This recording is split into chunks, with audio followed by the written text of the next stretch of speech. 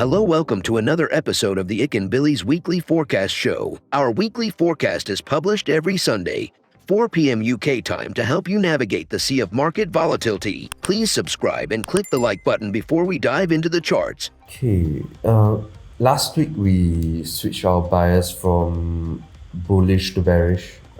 It did dump down this week. After the Fed's announcement of a taper, we still maintain a bearish tone, but we must caution that the bottom is really near on this pair and on any risk on stuff in general. We could see another month or two of red candles at most, but a well-managed position in the upside of Aussie dollar will not be wrong at this time. So for the bull case, price will fake out to 0.72 before it starts its ascent towards high levels. For bear case, 0.70 is always in play.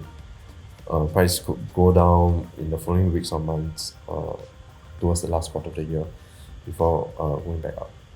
We've come to the end of the video. If you think our content is useful to you, please like, share, and subscribe. Our Discord channel is up and running, and it's the best place to stay current with our latest updates. See you there, or until next week.